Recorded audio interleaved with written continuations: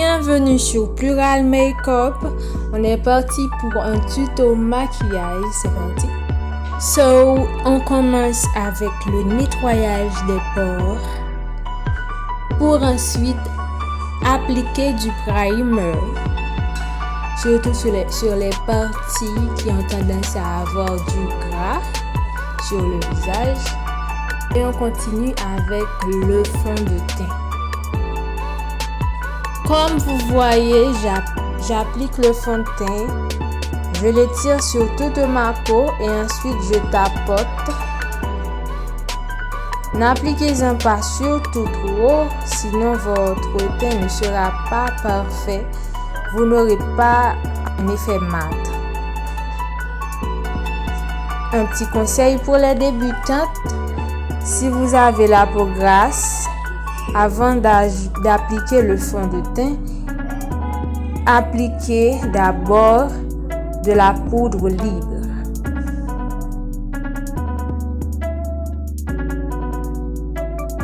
Suivez les étapes, j'étire le fond de teint sur ma peau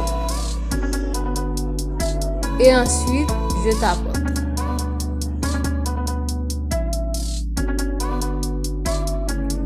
À noter qu'il faut ajouter aussi du fond de teint sur le cou, même si cela n'apparaît pas sur la vidéo.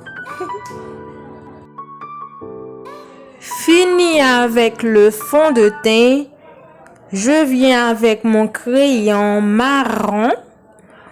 Je vais remplir les sourcils pour ensuite appliquer du concealer en dessous de mes sourcils. Bien sûr, à noter qu'il faut choisir un concealer un peu plus clair que la couleur du teint pour l'appliquer au-dessous des sourcils. On va aussi l'appliquer sur toute la paupière parce que cela nous servira de base avant de commencer à poser de l'ombre à paupières. Avec du concealer un peu plus foncé, je viens tracer le dessus de mes sourcils. Bien sûr, il y a d'autres façons de tracer ces sourcils, mais moi, je suis habituée avec cette façon-là. Avant même que le concealer se mette à sécher, je viens avec ma Beauty Blender, je viens tapoter, toujours à l'intention, à l'idée d'unifier le produit avec ma peau, avec le fond de teint.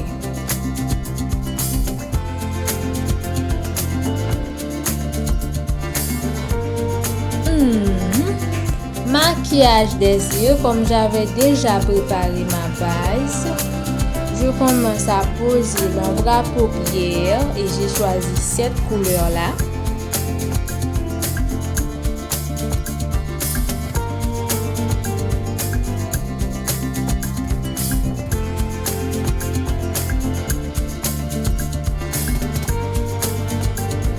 Maintenant, je vais la dégrader avec la jaune.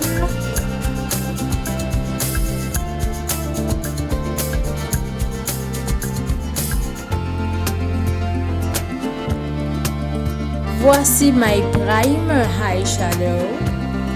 Je vais tracer un cut crease. Tout en appliquant le primer, je forme un demi-cercle. J'essaie surtout de perfectionner. Il faut que ce soit parfait.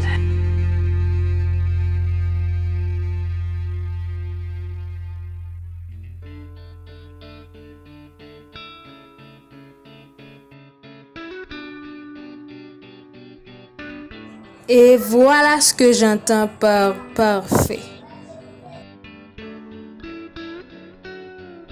D'abord, j'avais choisi le vert, mais j'ai trouvé que ça manquait de gaieté. Du coup, j'ai changé, j'ai ajouté du jaune. afin que cela soit un peu plus lumineux, que cela apporte plus de chaleur.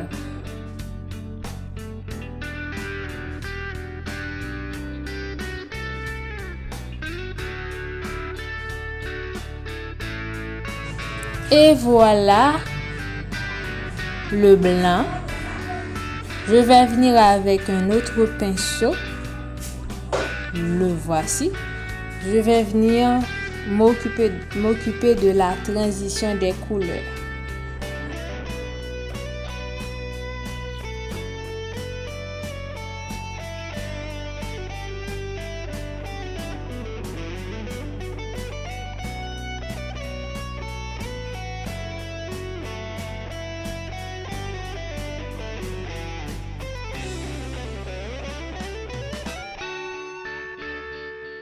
Je vais venir illuminer mon visage, donc je viens avec le concealer qui est un peu plus clair que mon teint. Comme vous voyez, je l'applique sur les parties de mon visage qui doivent être illuminées. N'oublie pas le nez, comme ça. Ensuite, je vais tapoter tout ça parce qu'il faut tout mélanger. Il faut que cela soit unifié avec notre peau, que cela fasse un effet naturel.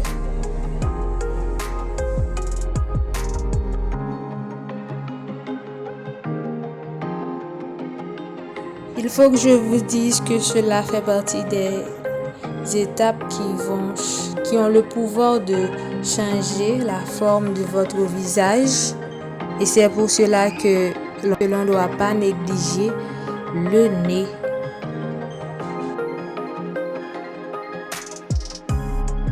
Le contouring, cette étape qui va nous aider à créer des ombres dans notre visage, qui va nous aider à créer des effets de creux. Avec ces deux dernières étapes, vous pouvez allonger votre visage ou même maigrir votre visage.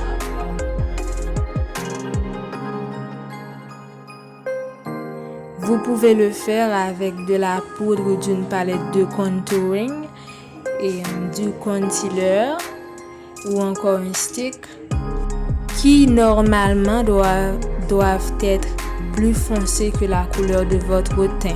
Cherchez le creux laissé par vos maxillaires et vous saurez où tracer ou faire ou définir votre contouring.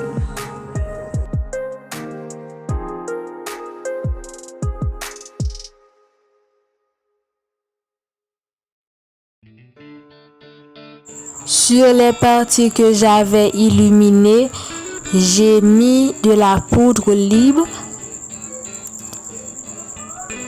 Et comme vous voyez, j'applique le fard à joues qui normalement devra s'occuper de ma mine si j'ai un look tendance, si je suis triste. J'ai presque fini. Il me reste qu'à tracer le contour de ma bouche.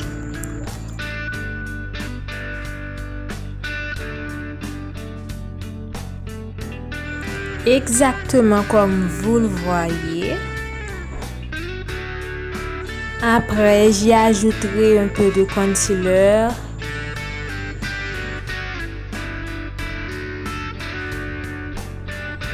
Et voici.